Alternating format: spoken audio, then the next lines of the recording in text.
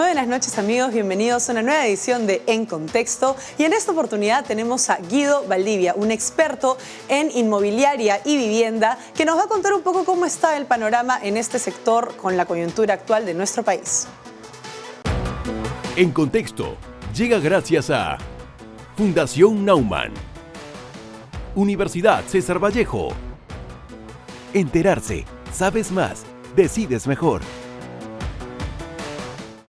Estamos de vuelta aquí en Contexto y, como habíamos anticipado, tenemos con nosotros a Guido Valdivia, el ex experto en el sector inmobiliario, que es, por cierto, un sector que tiene muy preocupada a la gente. La gente no se está arriesgando a comprar casas, no se está arriesgando a alquilar. Muchos de nosotros no sabemos bien qué hacer con nuestras casas porque justamente no sabemos qué va a pasar. Y esta inestabilidad, esta incertidumbre política también influye en lo económico y sobre todo en el sector inmobiliario. Pero más allá de eso, queremos conversar, Guido, de la importancia de la urbanización y de la zonificación, porque lo que hemos visto es que obviamente Lima es una ciudad caótica, muy desordenada, y que la urbanización de Lima y en general del Perú depende mucho también de la llegada del agua, depende mucho de la llegada de una infraestructura correcta para poder urbanizar. Entonces, ¿qué nos puedes dar como panorama general en medio de esta coyuntura?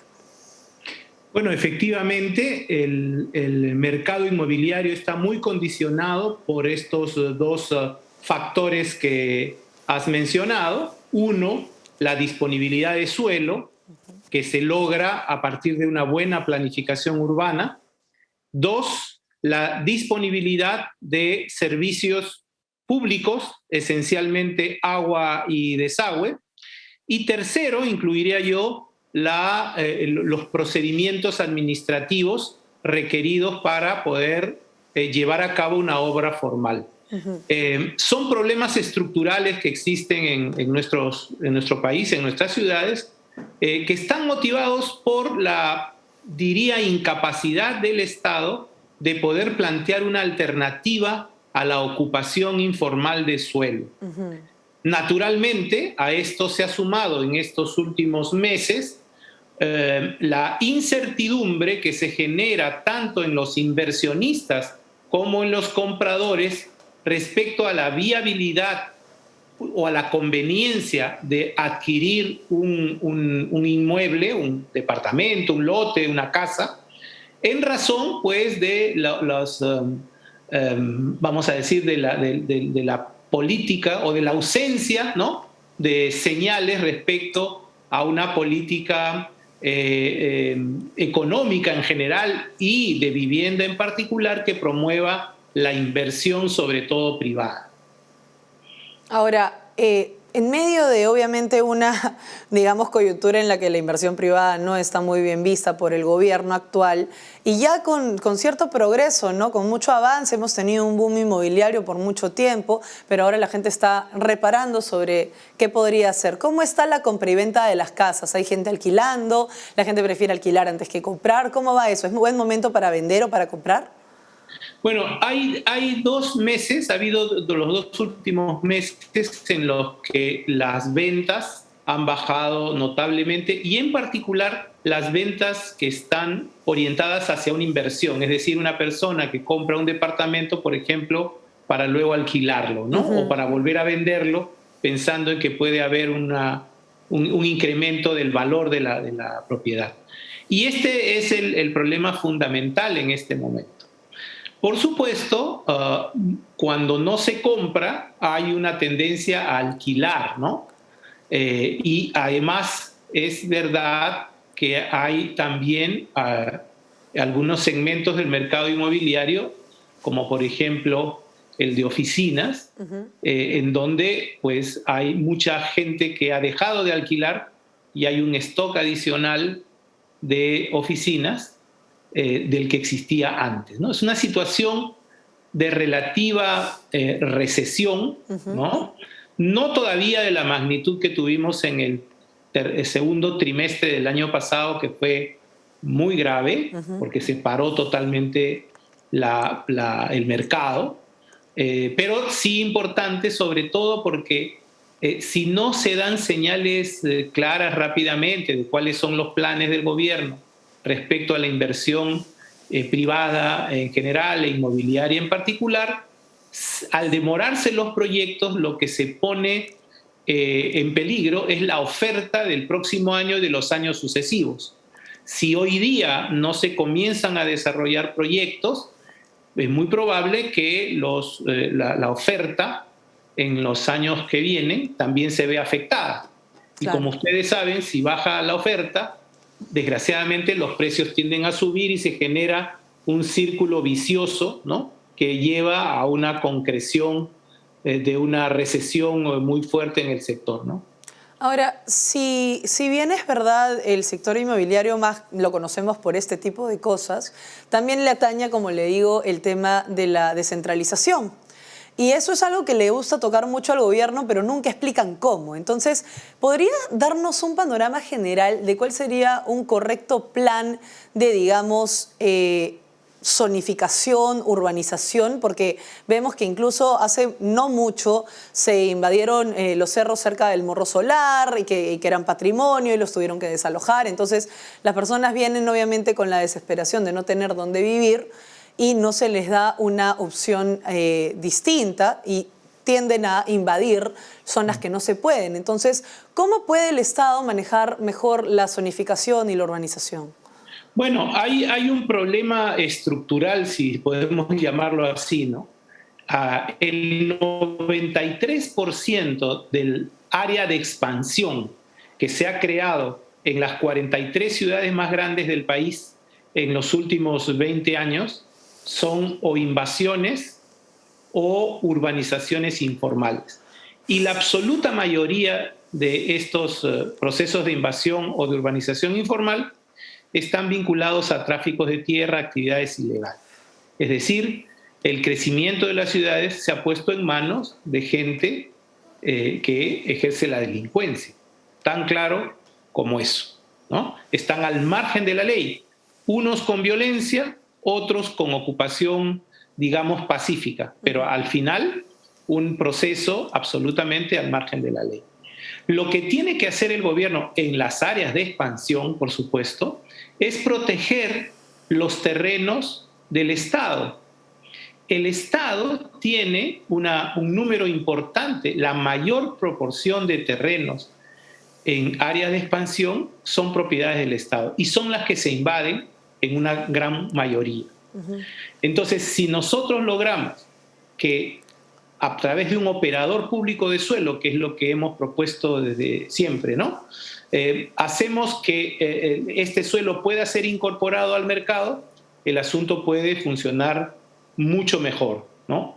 Hay miles de consecuencias de esta invasión ilegal y delincuencial que está pasando en nuestro país de una manera absolutamente impune, ¿no? Y lo otro que hay que hacer es que una parte de los recursos que se destinan en agua, que destinan a la provisión de servicios de agua y desagüe, sean también para poder habilitar estos terrenos, tanto públicos como privados. Por el lado privado, el gran propietario es la comunidad campesina. La comunidad campesina es dueña de una cantidad impresionante de suelo, pero su propia ley impide que puedan ser incorporadas al mercado. Si se cambia la ley para que sí puedan incorporarse bajo determinadas condiciones, obviamente, y se les da la posibilidad de tener agua, se controlaría el proceso de expansión sin ningún problema. Claro.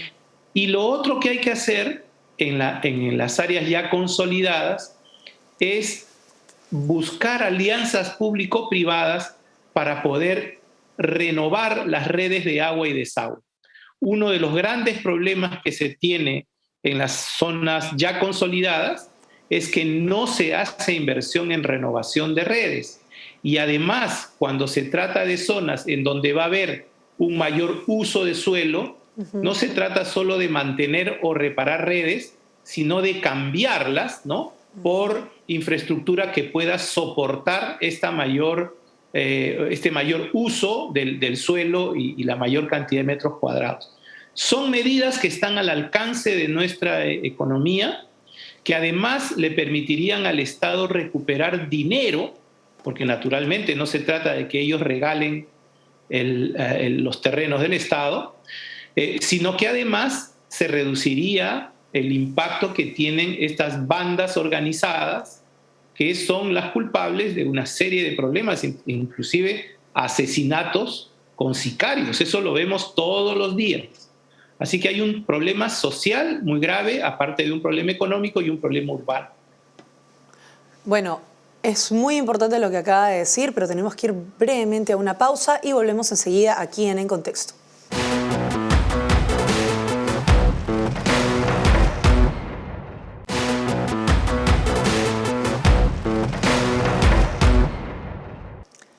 Estamos de vuelta aquí En Contexto conversando con Guido Valdivia de la importancia de hacer una zonificación planificada, ¿verdad? De saber exactamente qué es lo que necesita cada lugar para no caer en errores que ya han dañado quizá la vida de muchas personas. No queremos edificios que se caen, no queremos lugares vulnerables, queremos lugares que duren, lugares que estén habilitados constantemente para que genere una calidad de vida. Pero ahora vamos al rol de la inversión privada, porque el Estado no es enemigo de la inversión privada, sino que se tiene que apoyar en ella para justamente generar valor y lograr justamente los cambios que se requieren, ¿verdad? Sí, en realidad, bueno, en el Perú el 80% de la inversión es privada. No tener de aliado en un proceso de desarrollo nacional al sector privado es un error monumental. El Estado jamás podría cubrir la diferencia sin entrar en detalles de capacidad de gestión, simplemente por una cuestión absolutamente económica, ¿no?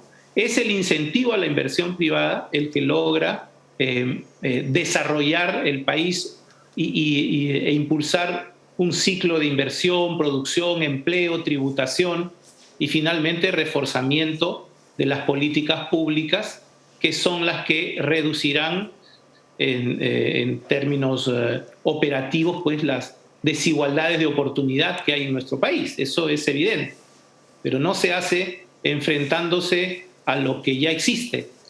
Al contrario, lo que hay que hacer es romper las barreras que evitan que se logren niveles de inversión mínimos para que el Perú progrese. Por ejemplo, en el sector de la vivienda, nosotros producimos por todo concepto más o menos unas 60.000 viviendas formales al año y necesitamos 150.000 viviendas. Si nosotros no construimos 60.000, las 90.000 adicionales, las personas se las van a proveer informalmente cayendo en las garras de delincuentes, traficantes de tierra. Claro que sí. Y además generando una presión para servicios del Estado muchísimo más caros. Hay un dato de Sedapal que es bien interesante. Los últimos proyectos para dotación de agua que se han hecho en diferentes zonas de Lima, en las áreas de expansión, nos llevan a lo siguiente, que dar agua a una familia puede estar costando entre 60.000 y 140.000 soles. Es decir, el valor de 1 a 2,5 viviendas sociales. Es decir, con la inversión que están haciendo ahora el Estado y las empresas de servicios para dar agua a estos barrios pobres, se podría construir 1 o 2,5 viviendas completas. Entonces, el costo de la informalidad, aparte de todos estos problemas que hemos mencionado, para el Estado es brutal. Y por eso nosotros decimos, no hay forma de cerrar la brecha de agua si no se cierra la brecha de vivienda. El sector privado en el Perú puede construir 150.000 viviendas anuales sin ningún problema. Ya existe esa capacidad. Hay que hacer ajustes, sí, en la estructura de financiamiento hipotecario, pero tampoco es nada complicado. Tenemos que lograr, por ejemplo, que las cajas municipales, que son las que llegan a las familias de menores ingresos, puedan tener mayor participación en el mercado, generar más competencia, etc. pero estamos en posibilidad de hacerlos, además porque si uno hace una comparación con Colombia y Chile, que es nuestra realidad más cercana, digamos la Alianza del Pacífico, fuera de México, ¿no? Que es un monstruo Claro. en vivienda, ¿no? Pero en Colombia y en Chile, 20 años después de implementada la política de vivienda, estaban en esa velocidad de producción. Y es indispensable hacerlo. No es un problema de demanda. Fíjense que en esta pandemia lo que creció fue la construcción informal. La gente comenzó a utilizar su poco ahorro, lo que tenían, para mejorar sus viviendas. Ese dinero puede ir, ¿no es cierto?, a un proceso formal de inversión con ayuda del Estado, otorgando un subsidio y un crédito complementario. Esto sí se puede hacer y sería, en este caso, un círculo virtuoso totalmente, ¿no? Empezando por la calidad de vida de la gente, por la seguridad de lo que construye. Nadie garantiza que estas construcciones que se hacen informalmente resistan un sismo severo. Ya nos ha pasado en Ica, el año 2007, la mitad de Pisco se cayó abajo porque era informal. Entonces, son una serie de factores que se tienen que cumplir, pero que están a nuestro alcance. Y lo que se necesita son tres cosas. Primero, decisión política, ¿no? Entender la magnitud del problema, que a su vez es la magnitud de la oportunidad.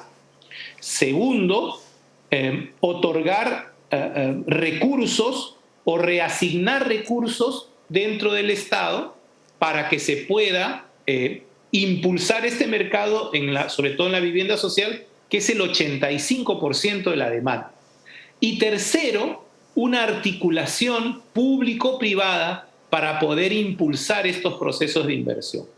Esto es fundamental, está a nuestro alcance y no veo yo que puedan generarse perjuicios alrededor de esto. Los beneficios económicos, sociales y urbanos son de una magnitud impresionante. Ahora, ¿qué tan factible es que hoy se potencien iniciativas que tuvieron mucho éxito, como en su momento fue Fondo Mi Vivienda, para que las familias jóvenes puedan invertir en tener un crédito hipotecario, etcétera? ¿Por qué? Porque hoy en día definitivamente hay mucha tendencia a que los jóvenes convivan, hay mucha tendencia a que las familias jóvenes decidan efectivamente buscar un lugar propio. O sea, también ha habido un crecimiento significativo que ha permitido esto, ¿no? Y en su momento Mi Vivienda fue un boom, fue una maravilla y todo el mundo empezó a comprar casas y eso hizo que tuviéramos el boom inmobiliario. Pero ahora, con la coyuntura que tenemos, ¿qué iniciativas podría tener el gobierno para incentivar a la gente a que primero se queden aquí, ¿no? Y en segundo lugar, que obviamente puedan apostar por hacer una vida aquí en familia?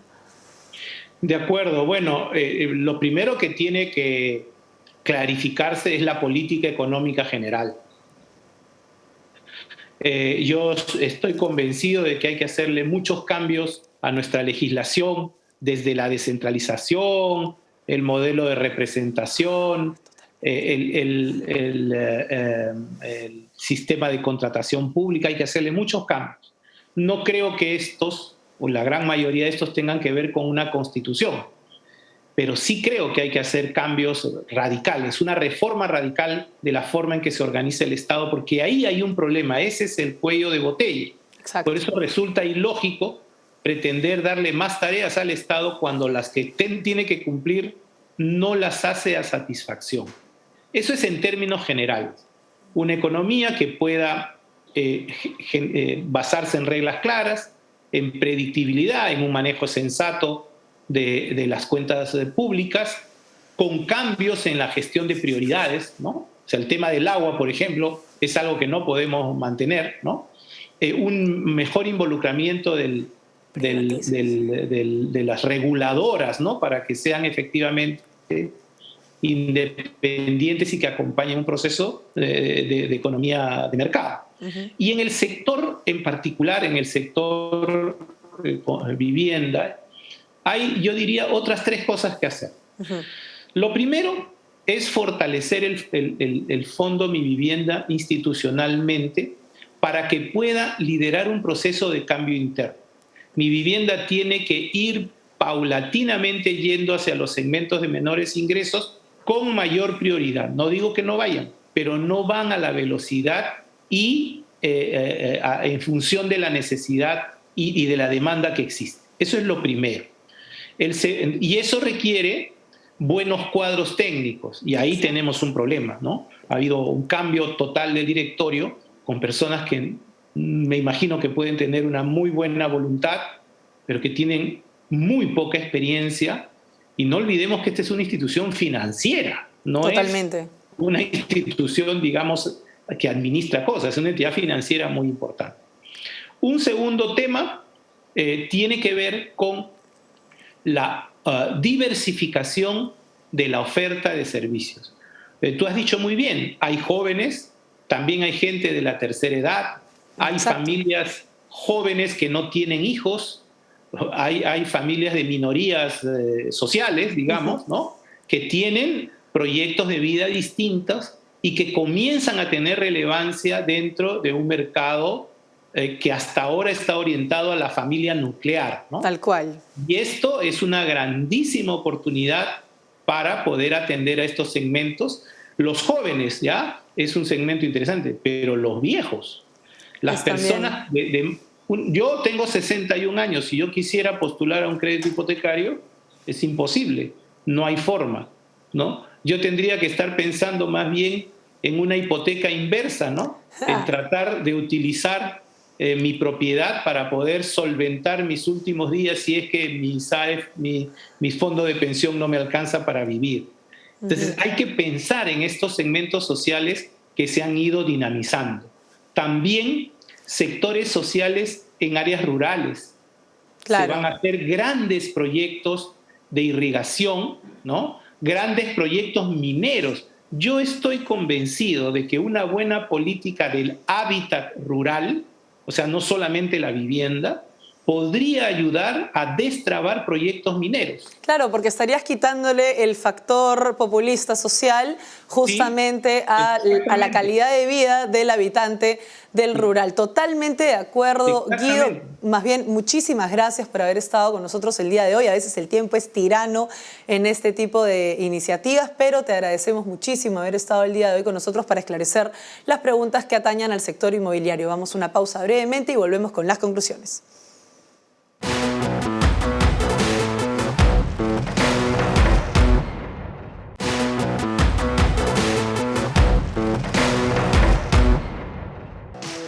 Como podemos observar, el sector inmobiliario depende demasiado de la economía y la política estable de un país. Y para que se puedan hacer todos estos planes de zonificación, de urbanización y un buen planeamiento estratégico para que la gente pueda acceder a una vivienda segura, confiable y efectivamente pagable en el tiempo, es decir, sostenible, necesitamos un plan. Y ese plan solo se va a poder lograr una vez que tengamos estabilidad económica y una seguridad a futuro de que vamos a seguir creciendo como nación y no nos vamos a estancar gracias a ideologías trasnochadas. No olviden hacer clic en nuestro botón de suscribir en YouTube para que tengan todo nuestro contenido y activar la campanita para las notificaciones. Yo soy Vania Tais y ya nos vemos en una próxima edición de En Contexto. En Contexto llega gracias a Fundación Naumann, Universidad César Vallejo. Enterarse, sabes más, decides mejor.